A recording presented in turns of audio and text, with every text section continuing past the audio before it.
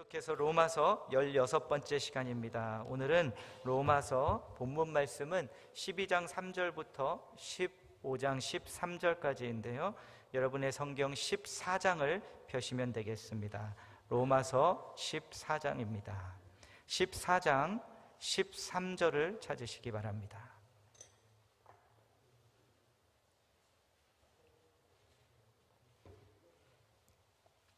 로마서 14장 13절부터 23절 하나님의 뜻 두 번째 시간입니다. 13절부터 23절까지 제가 봉독해 드리겠습니다. 신약성경 259쪽입니다. 그런즉 우리가 다시는 서로 비판하지 말고 도리어 부딪힐 것이나 거칠 것을 형제 앞에 두지 아니하도록 주의하라.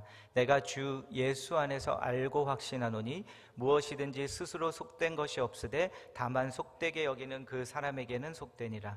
만일 음식으로 말미암아 내 형제가 근심하게 되면 이는 내가 사랑으로 행하지 아니함이라. 그리스도께서 대신하여 죽으신 형제를 내 음식으로 망하게 하지 말라. 그러므로 너희의 선한 것이 비방을 받지 않게 하라.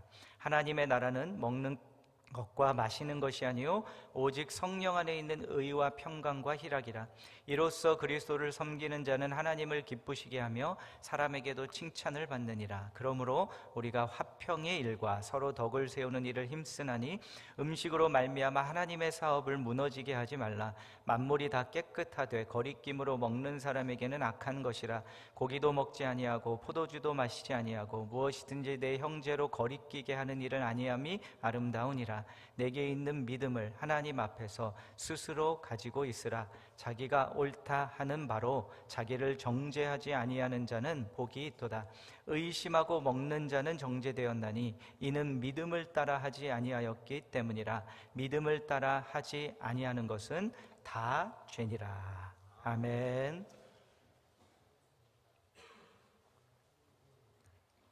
오늘은 질문을 객관식으로 드리고 시작하려고 합니다. 세 가지 중에 하나를 택하시면 되는데요. 오늘은 좀 손을 들어서 이렇게 답변해 주시면 감사하겠습니다. 좀 알아보면 재미있을 것 같고요. 좋을 것 같습니다. 한번 손을 들어서 세 가지입니다. 세 개 중에 하나를 택하시면 됩니다. 여기 계신 분들 중에 나는 이과보다 문과다 하시는 분 한번 손 들어 보시겠어요? 아, 그렇겠네 하시는 분들도 있고 뜻밖이신 분들도 있네요. 그러니까 여러분들은 문과이신 거죠? 이과가 아니고 확실하신 거죠? 네, 내려주시기 바랍니다. 그러면 나는 문과가 아니고 이과입니다. 내 머리가 구조가 생각하는 구조가 하는 분 한번 손 들어 보시기 바랍니다. 네, 이것도 마찬가지네요. 이분은 문과일 것 같은. 다시 한번 들어보시겠어요? 네. 알겠습니다. 눈도장 다 찍어놨습니다. 네, 그런데 옵션이 3개 있다고 말씀드렸는데요. 둘 다 아니고 나는 예체능이다. 예체능. 예체능 있으세요? 예체능 할렐루야. 여러분 담대하게 드십시오. 당당히. 요즘은 예체능이 대세입니다. 요즘 아이들 중에 예체능 잘하면은 더 성공합니다. 더 많이 법니다. 요즘 예체능, 예체능도 잘 있으시군요. 우리 한서방 교회는 좀 밸런스가 잘 맞는 교회 같은데요. 저는요 전형적으로 문과입니다. 그리고 너무나도 극단적으로 문과입니다. 그러다 보니까 아주 간단한 그 이과적인 분들이 쉽게 할 수 있는 일도 잘 못할 때가 많습니다. 어려워할 때가. 지난주에 첫째 아이가 이제 전화에 스크린 커버를 이제 새로 붙인다고 이제 오더를 했는데 저에게 이제 그걸 붙여달라고 그래서 그래 아빠가 밤에 가서 끝나고 가서 붙여줄게 그랬는데 저는 문과지 않습니까? 그러니까 저는 이 스크린 프로텍터 이거를 붙일 때 저는 어떻게 붙이냐면요 잘 보고 눈대중으로 그냥 띄어서 전화 위에 살짝 올려놓으면 되는 겁니다. 제 머릿속에는. 그러면 삐뚤어지면요 문과잖아요. 항상 이 녀석아 이걸 보면서 너의 마음이 죄로 삐뚤어져 있다는 것을 항상 기억하라. 이렇게 그죠? 항상 이렇게 저는 문과적인. 그런데 또 제게 아니니까 함부로 붙일 수가 없어서 그 인스트럭션 책자를 딱 펴고 보았는데 그림으로 되어 있더라고요. 근데 그림을 이해를 못 하겠는 겁니다. 아니 그냥 두 개의 겹이 붙어 있으면 떼어서 붙이면 되지. 스티커가 세 개가, 해보신 분들 아시죠? 스티커가 세 개가 있는데 스크린 뒤에 붙이고 전화에 붙여서 이걸 뒤에 전화 뒤에 붙였다가 접어가지고 이것을 책 덮듯이 덮은 다음에 못 하겠는 거예요. 그래서 제가 주저하고 있는데 저를 아는 저희 딸이 저에게 아빠 영상이 있대. 그래서 빨리 가서 영상을 보고 영상도 한 번이 아니라 한 3번, 4번 정도 반복을 해서 보고 결국은 잘 붙여졌습니다. 그런데 그 공기가 정말 끝에 다 빠지게 하는 건 아직도 못하겠어요. 그거에 대해서 좋은 팁이 있으시면 말씀해 주시면 감사하겠습니다. 최소한 아빠 노릇 좀 해야 되기 때문에 좀 도와주실 수 있고 가르쳐 주실 수 있으면 가르쳐 주시기 바랍니다. 참 우리가 이렇게 다른 사람은 쉽게 하는데 나에게는 참 어려운 것들이 있죠. 내가 이과 문과인지 아니면은 내가 참 다른 사람은 쉽게 하는데 내가 못하는 것은 무엇인지 한번 나누어 보시기 바랍니다. 로마서가 이제 2번밖에 안 남았습니다. 이번 주 다음 주 2번 남았는데요, 로마서 1장부터 8장에서는 하나님의 복음을 말씀하시면서 하나님의 복음은 하나님의 의가 드러나는 것이라고 말씀합니다. 하나님의 의가 죄를 향해 드러났고 죄의 문제를 해결하시기 위하여 하나님께서 그 의의 문제를 아들 예수 그리스도를 보내셔서 해결하셔서 우리에게는 죄의 심판이 아니라 의의 그리고 은혜의 선물을 주셨다는 것이 로마서 1장부터 8장의 하나님의 복음입니다. 로마서 9장부터 11장에서는요 하나님의 지혜에 관해서 말씀하시는데 저는 여러분에게 하나님의 주권이라는 단어로 이것을 설명드렸습니다. 하나님은 계획을 가지고 계시고 그리고 전지전능하시고 지혜로우신 하나님께서 어떻게든 자신의 뜻과 계획을 어떠한 반대에도 불구하고 어떠한 우리 인간의 실패에도 불구하고 그 끝으로 이끌고 가시는 분이라고 9장에서 11장까지 말씀하십니다. 이제 마지막 로마서 12장부터 16장에서는 이제 이 두 가지를 알고 있는 우리 그리스도인들에게 하나님의 뜻이 무엇인지 관해 말씀해 주십니다. 그리고 지난주 살펴본 12장 1절 2절 12장부터 16장 전체를 여는 이 두 구절에서 하나님의 우리를 향한 뜻이 무엇인지를 말씀해 주십니다. 다시 한번 1절 2절 보겠습니다. 그러므로 형제들아 내가 하나님의 모든 자비하심으로 너희를 권하노니 너희 몸을 하나님이 기뻐하시는 거룩한 산 제물로 드리라. 이는 너희가 드릴 영적 예배니라. 너희는 이 세대를 본받지 말고 오직 마음을 새롭게 함으로 변화를 받아 하나님의 선하시고 기뻐하시고 온전하신 뜻이 무엇인지 분별하도록 하라. 아멘. 거룩한 산제물로 너희 몸을 드리라. 이것이 하나님의 뜻이라고 말씀합니다. 근데 여러분 만약 저와 여러분이 로마서에 대해서 아무것도 모르고요 로마서를 처음부터 지금 1장부터 읽어오고 있었다면 12장 1절 2절에서 이 말씀이 나왔을 때 그 다음 어떤 내용이 나올 것이라고 저희가 예측을 할까요? 아마도 너희 몸을 거룩한 산제물로 드리라 말씀하셨기 때문에 아마도 예배 더 열심히 참석해라라고 말씀하지 않을까? 기도 더 열심히 하라고 말씀하지 않을까? 이런 죄 저런 죄 짓지 말라고 말씀하지 않을까? 도적질하지 말라, 훔치지 말라, 이러한 로마인들이 짓는 이방인들이 짓는 죄를 짓지 말라고 말씀하지 않을까라고 예측해 볼 수가 있습니다. 그런데 재밌게도 그 다음 12장부터 계속 16장까지 읽어나가면 그렇지 않습니다. 12장부터 16장까지 이 말씀들을 통해서 하나님의 뜻이 무엇인지를 잘 살펴보면요 이 모든 그 다음 내용들이 한 단어로 정리가 됩니다. 그 단어는 뭐냐면 바로 관계라는 단어입니다. 그리고 특별히 12장부터 16장까지는 이제 수평적인 관계에 집중하여 말씀하십니다. 대부분의 내용이 저는 거의 전부 다라고 해도 끝까지 16장까지 다 관계에 관한 내용입니다. 이 사실은 우리에게 먼저 중요한 것을 한 가지 가르쳐 주십니다. 복음은 관계라는 것입니다.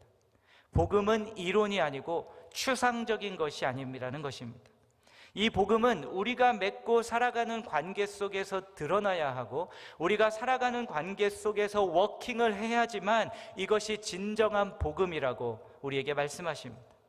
그리고 복음은 무엇을 통해 증명되는가? 우리가 맺는 수평적인 관계를 통해서 증명된다는 것을 우리에게 보여주십니다. 여러분 영어 표현 중에 이런 표현 들어보셨나요? Where the rubber meets the road.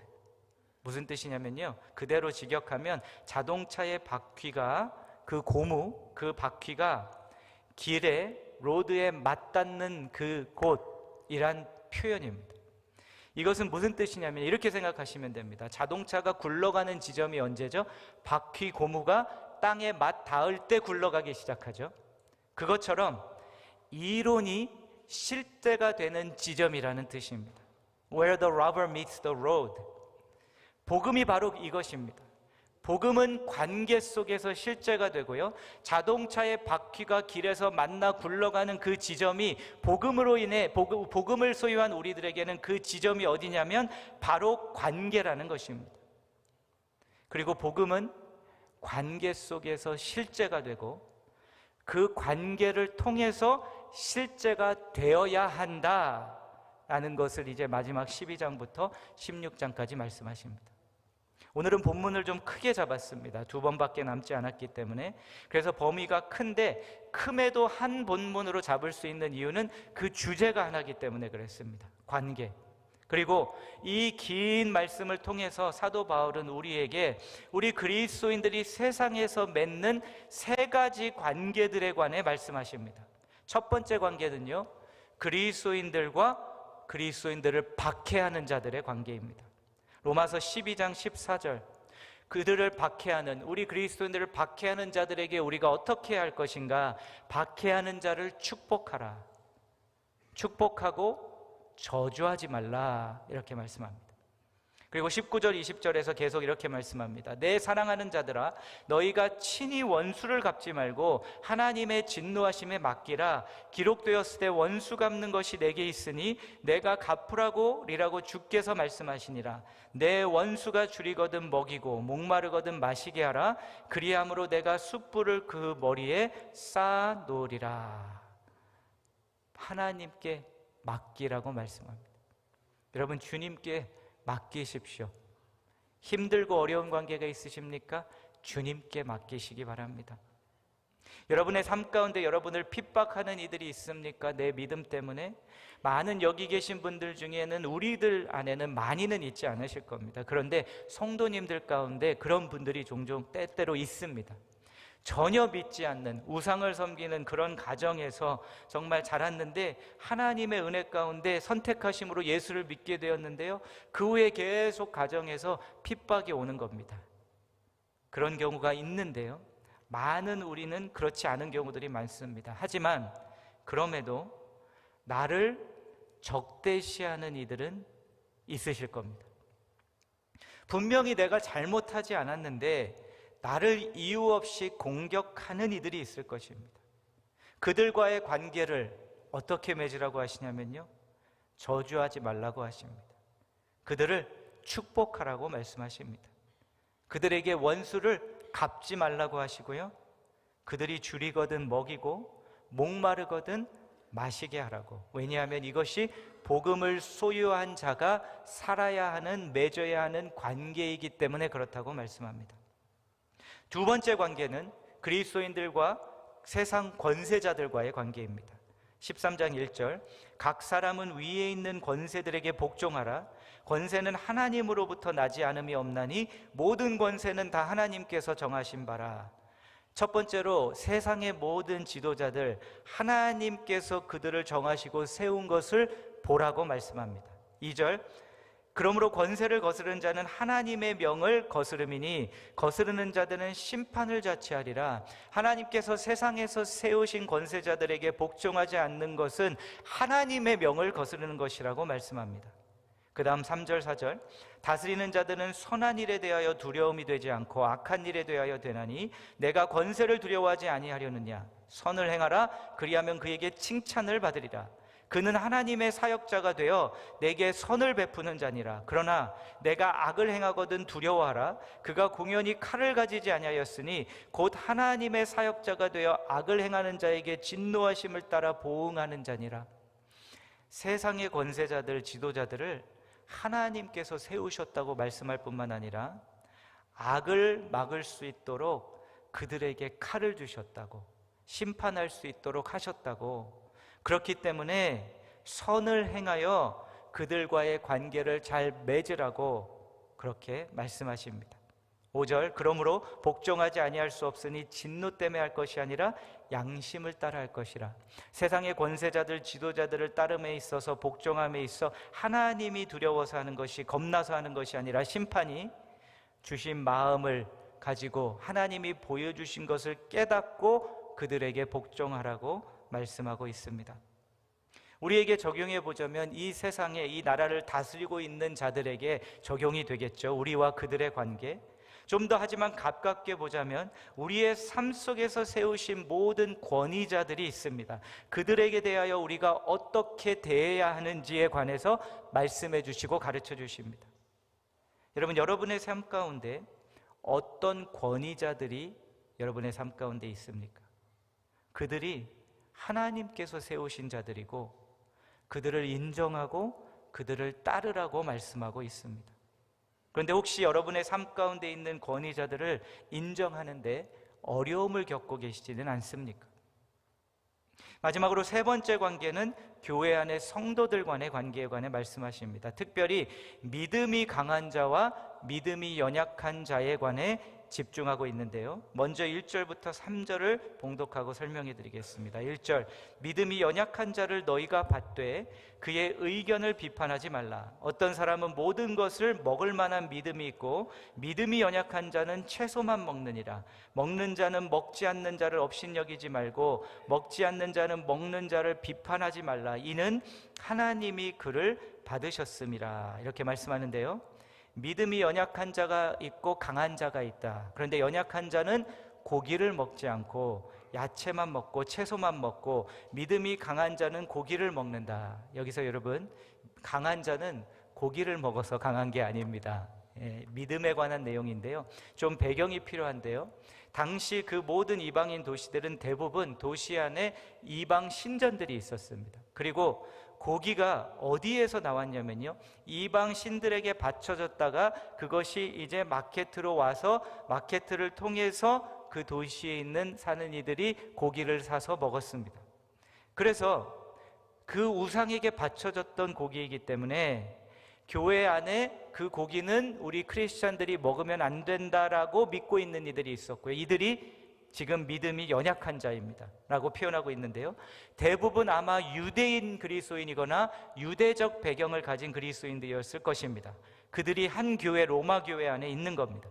그런데 그 중에는 예수 그리스도 안에서 우리가 자유함이 있는데 그 고기를 먹는 것은 아무런 우리의 믿음과 상관이 없다고, 그러니 괜찮다고, 이들이 바로 믿음이 강한 자들이라고 표현하고 있습니다. 대부분 이방인들이겠죠. 그 가운데 충돌이 일어난 건 당연할 것입니다. 그리고 그 충돌 가운데 너희들이 믿음이 연약한 자를 받고 그의 의견을 비판하지 말고, 먹는 자는 먹지 않는다고 저들을 업신여기지 말고, 믿음이 저렇게 없어가지고 저런 거를 해서 되겠나? 감히 어떻게 크리스찬이라고 하면서 저런 행동을 하는가? 라고 업신여기지 말고, 먹지 않는 자는 먹는 자를 비판하지 말라고. 아니, 믿음이 진짜 복음의 자유도 모르는가? 복음은 자유인데 하면서 그들을 비판하지 말라고 지금 말씀하고 계십니다. 이 말씀은 나와 다른 생각으로 인해 충돌을 경험하고 있는 이들과의 관계에 관한 말씀입니다. 그런 이들이 주님의 공동체 안에 있죠. 틀린 것을 틀렸다고 여기는 것은 그릇된 것이 아닙니다. 하지만 틀림이 아니라 본질적이지 않은데 다름의 위치에 있는 이들을 비판하고 정죄하는 것은 바람직하지 않다고 말씀하고 계십니다. 이렇게 이 세 가지 관계를 쭉 말씀하고 계신데요, 여러분은 어떠신지 모르겠는데 저는 이 말씀을 읽으면서 제 마음에 들었던 마음은 이것입니다. 주님, 무슨 말씀을 하시는지는 알겠는데요, 솔직히 말씀드리면 따르고 싶지 않을 때가 더 많습니다. 그리고 따르고자 해도 쉽지 않은 경우가 너무 많습니다. 이것이 제 솔직한 마음이었습니다. 그리고요, 여러분, 우리가 이 말씀들을 적용함에 있어서도요, 간단한 것 같지만 실은 훨씬 더 적용하는 것이 복잡합니다. 특별히 예를 들어서 세상의 권세자들에게 복종하라는 말씀, 이것을 우리가 어떻게 적용할지 한번 고민해 보겠습니다. 그렇게 간단하지 않습니다. 한 영국 목사님이 쓰신 책이 있는데요, 그래서 이분은 어떻게 설명하시냐면요, 이 로마서 13장을 놓고 역사적으로 반응을 하나님의 백성들이 다르게 한 세 가지의 예를 드십니다. 세상의 권세자들을 복종하라. 그런데 세 가지 예를 들면서요, 첫 번째, 마틴 루터 종교개혁자 예를 듭니다. 그는 부패한 카톨릭 교회와 교황을 대항했었죠. 그래서 그로 인해서 1521년에 종교 재판까지 받았습니다. 그런데도 마틴 루터는 대항하고 권세자들, 지도자들과 맞서 싸웠습니다. 그랬던 그가 재판을 받고 4년 뒤에 독일의 소장농들이 그들을 다스리는 군주들을 향해 반란을 일으켰을 때 루터는 로마서 13장의 근거에서 그들이 복종해야 할지라고 그렇게 그들에게 가르쳤습니다. 반란을 멈추라고. 같은 한 사람인데도 같은 말씀을 놓고 두 가지 반응을 한 겁니다.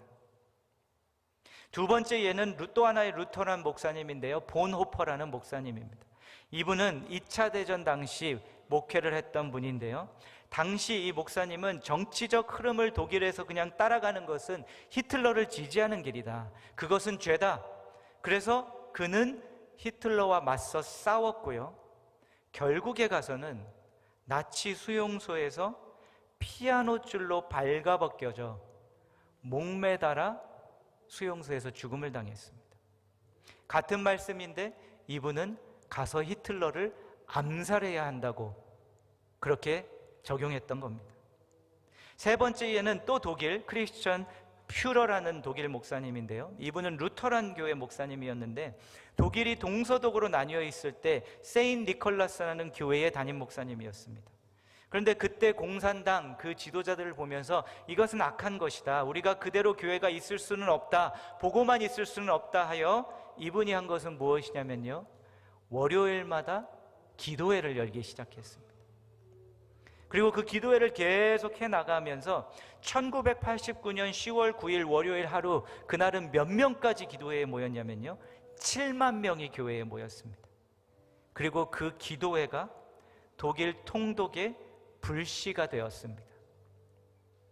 여러분, 우리가 서신서를 볼 때 둘로 나뉜다고 말씀드렸죠. 앞부분은 주로 교리적인 것, 신학적인 것, 뒷부분은 적용적인 것을 말씀하고 있다고 하는데요, 우리는 보통 적용 부분이 쉽다고 생각하는데요, 실은 적용 부분이 더 어렵습니다. 왜냐하면 그 적용 부분은 이 교리를 말씀한 후에 그 당시 이 말씀을 받았던 성도들에게 너희들의 상황 가운데 앞서 말한 진리들을 이렇게 적용해라라고 적용해 놓은 것이기 때문에 우리의 상황이 모두가 다 똑같지 않기 때문에 적용하는 부분이 오히려 실은 더 어렵습니다. 그냥 가져다가 그대로 다 적용한다고 되는 게 아니죠. 방금 이렇게 보신 권세자들을 향한 말씀처럼 히틀러를 암살하려고 했다고 해서 본호퍼 목사님이 그 말씀을 어긴 겁니까? 그렇게만 볼 수는 없다는 겁니다. 그래서 이러한 제가 서신들을 계속 전하고 준비하고 공부하면서 이 실질적으로 적용 부분이 실은 더 어려운데 어떻게 이 말씀들을 우리가 적용해야 할까라고 씨름하는 가운데 하나님께서 가르쳐 주신 한 가지가 뭐냐면요, 많은 적용들이 있는데 그 말씀들을 잘 살펴보면 그 말씀들 가운데 시대를 막론하고 적용할 수 있는 원칙들이 숨겨져 있습니다. 그 원칙들을 우리가 찾아내야 합니다. 그뿐 아니라 특별히 그 적용, 이 긴 말씀 가운데 원칙적인 것을 조금 더 드러내는 구절 말씀이 있고요, 이 모든 적용들을 포괄적으로 원칙 안에서 담아내는 구절 말씀들이 있습니다. 이 오늘 본문에도 그런 구절이 하나 있는데요, 바로 로마서 12장 18절입니다. 한번 보시겠습니다. 할 수 있거든 너희로서는 모든 사람과 더불어 화목하라. 이 말씀 안에 그 모든 적용을 다 담을 수 있습니다. 할 수 있거든 더불어 화목하라. 무엇을 말씀합니까? 정말 할 수 없을 때가 올 수도 있다는 겁니다. 그 결정은 우리가 각자 성령님의 인도하심 따라 말씀을 놓고 결정해야 되겠지만, 적용하라고 이렇게 주신 말씀이 무조건 그냥 10가지 상황 중에 10가지 다 적용 그대로 해야 되는 것이 아니라, 이 원칙은 무엇인가? 할 수 있거든, 어떤 상황이든 모든 사람과 더불어 화목하라 라는 것이 원칙이라는 겁니다. 그러면 이 원칙을 가져다가 적용하면 어느 곳이든 다 적용할 수 있습니다. 그런 악한 히틀러라는 그러한 권세자 지도자가 권력을 잡고 있을 때라도 할 수 있거든 우리가 화목하려고 하되 그러지 못할 때도 있다는 것. 그런데 그 가운데 저는 이 말씀이 하나님께서 저에게 위로를 주십니다. 주님, 저 안 된다니까요, 어렵다니까요. 그래, 알고 있다고 마치. 그러니 할 수 있거든 이것을 율법적으로 지켜내야만 내가 너를 기쁘다 하는 것이 아니라 어느 곳이든지 어느 사람이든지 화목하도록 애를 쓰라고 주님께서 말씀하고 계십니다. 그런데 또한 번역을 보면 이 말씀을 이렇게 번역합니다. 잘 들어보세요. 여러분 쪽에서 할 수 있는 대로 모든 사람과 더불어 화평하게 지내십시오. 여러분 쪽에서 할 수 있는 대로. 여러분, 우리가 화평을 이루기 위해 노력하는데 안 될 때가 있습니다. 안 되면 너무나 주님께 죄송합니다. 화평해 보려고 하는데 나는 손을 내밀었지만 안 될 수도 있고요, 그 가운데 그 관계가 회복 안 될 때도 있습니다. 하지만 주님은 무엇을 말씀하시냐면, 너만 네가 할 수 있는 쪽에서 하면 된다. 화목하도록 그러면 된다고. 결과는 나에게 달려있다고 그렇게 말씀합니다. 사랑하는 성도 여러분, 어느 곳을 가시든지 모든 사람과 더불어 화목하려고 애쓰시는 그리스도인들이 되시기를 주의 이름으로 부탁드립니다. 그리스도인들도 그런 것 같아요. 세상 사람들도 그렇지만 가는 곳마다 싸울 준비를 하고 모든 곳으로 가시는 분들이 있더라고요. 또 마치 가는 곳마다 싸우는 것이 좋은 그리스도인이라고 생각하는 분들도 있는 것 같아요. 그래서 어느 곳을 가든지 어떤 이유든 싸우려고 만반의 태세를 늘 갖추고 있는 분들이 있다는 겁니다. 그런데 복음을 소유한 자는 모든 사람과 더불어 화목하려고 준비를 갖추고 있는 이들이 진정한 복음을 소유한 자들이라고 말씀하십니다. 그래서요, 가는 곳마다 힘듭니다. 어렵습니다. 저는 이 말씀을 통해 철저하게 제가 할 수 없는 게 너무 많은데요 했을 때 주님께서 그래, 화목해 하는 것도 나다. 그러니 나에게 구하라. 오늘 여러분 삶 가운데 그 어려운 관계들이 있으십니까? 주님께 나아가시기 바랍니다. 우리가 찬양할 때 주님께 도움을 구하고요, 주님, 이 관계가 화목하게 해주시고 화평이 다시 임하게 해주십시오 하고 구하고 바라고 부르짖을 때 주님께서 그 크신 주권의 손으로 다스리시면서 주님이 원하시는 그 결과로 이끌어 가실 줄로 믿습니다. 아멘. 오늘 구하시기 바랍니다. 그런데 짧게 간단하게 오늘 성도들 간에 서로 비평하지 말고 비난하지 말고 받아들이라는 그 말씀을 통해서 어떻게 하면 우리가 화목의 길을 갈 수 있을지 3가지만 짧게 빨리 말씀드리고 마무리하도록 하겠습니다. 첫 번째, 그 말씀을 통해 우리에게 주시는 첫 번째 원칙은 이겁니다. 여러분, 서로를 위해 조심하십시오. 14장 13절입니다. 그런즉 우리가 다시는 서로 비판하지 말고 도리어 부딪힐 것이나 거칠 것을 형제 앞에 두지 아니하도록 주의하라. 결국은 관계 속에서 조심하라는 겁니다. 서로에게. 그 사람 앞에, 그 형제 앞에 부딪히게 할 것, 거칠 것을 두지 말라는 겁니다. 여러분, 부모와 자녀가 더 많이 싸울까요? 부모된 나와 내 아이의 친구와 많이 싸울까요? 여러분의 자녀의 친구와 더 많이 싸우시면 그건 이상한 겁니다. 여러분 문제 있으신 겁니다. 절대 그러신 분은 없죠. 그럼 그 다음 질문 드려볼까요? 남편과 아내가 많이 싸울까요? 나와 회사 동료와 더 많이 싸울까요? 여기서는 좀 혼동하시더라고요. 동료와 많이 싸우시는 분들이 계시니까. 그러면요, 하나만 더 질문 드릴게요. 한 교회 안에 있는 성도들이 더 많이 다툴까요? 아니면 저 멀리 있는 다른 교회 성도들과 나와 더 많이 다툴까요? 당연히 같은 교회에 있는 성도들이 더 많이 자주 다투겠죠. 왜 그럴까요? 가까우니까. 가깝기 때문에. 그래서요, 가까우면 가까울수록 더 조심해줘야 합니다.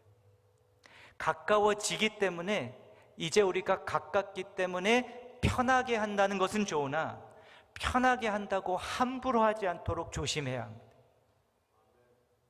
어린아이들이 보면 형제들이 티격태격하면 싸울 때 할 때 어떻게 하죠? 서로를 너무 잘 알아서 내가 요구하면 저 형이 동생이 싫어한다. 그리고 더 합니다. 저만 그랬나요? 죄송합니다. 형과 싸우면 저 형의 속을 긁는 게 뭔지 아니까 일부러 더 하는 겁니다. 그런데 오늘 뭐라고 말씀하십니까? 가까운 형제니 그 앞에 부딪힐 것이나 거칠 것을 두지 않도록 조심하라. 가까우니까. 그래야 화목이 계속 유지될 것이고 임할 것이라고.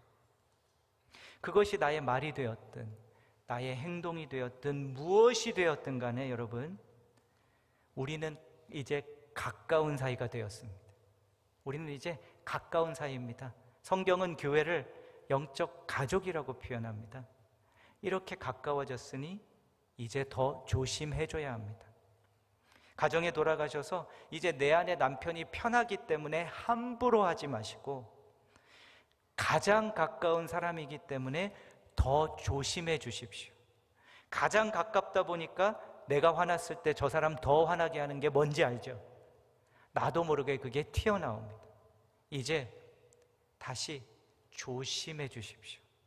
그리고 소중히 여겨주시고, 나의 조심함을 통해서 정말 내가 내 아내와 남편, 내 자녀를 귀한 존재로 여긴다는 것을 보여주시기 바랍니다. 화목을 이루기 위해서는 서로 조심해줘야 합니다.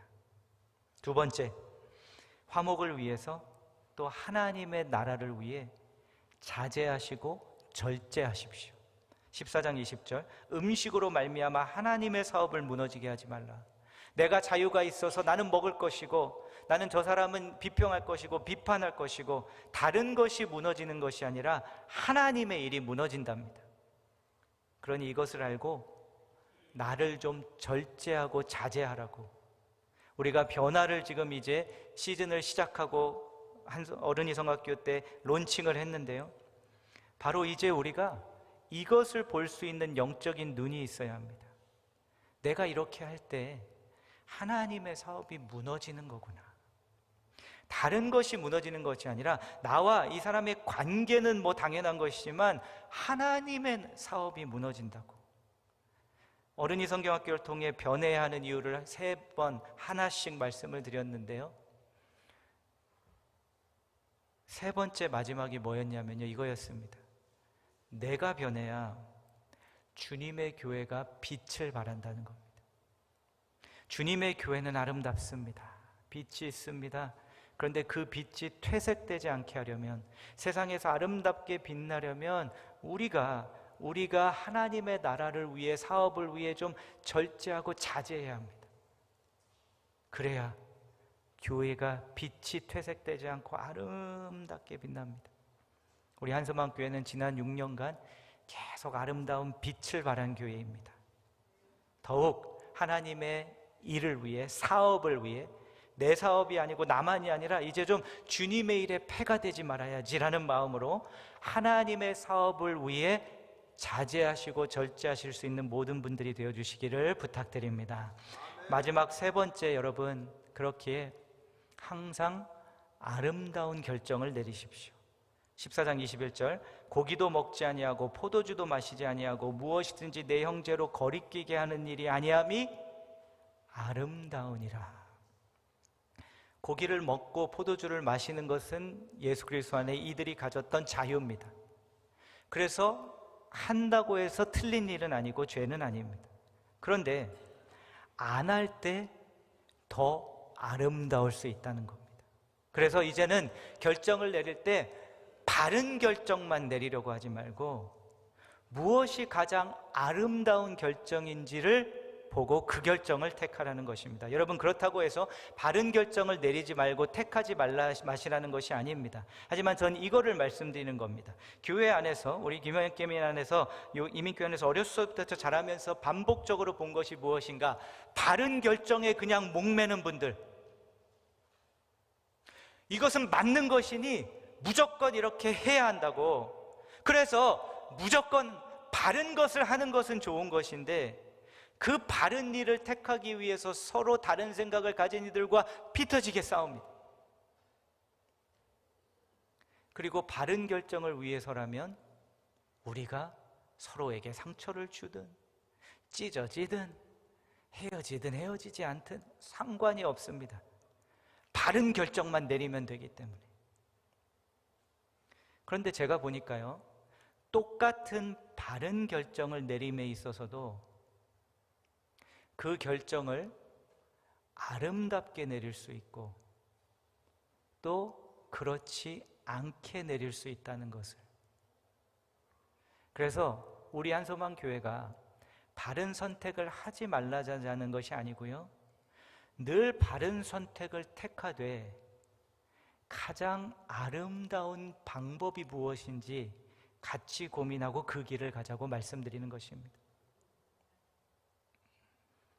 그래서 우리는 이제 늘 두 질문을 할 것입니다. 이 결정을 내려야 합니다.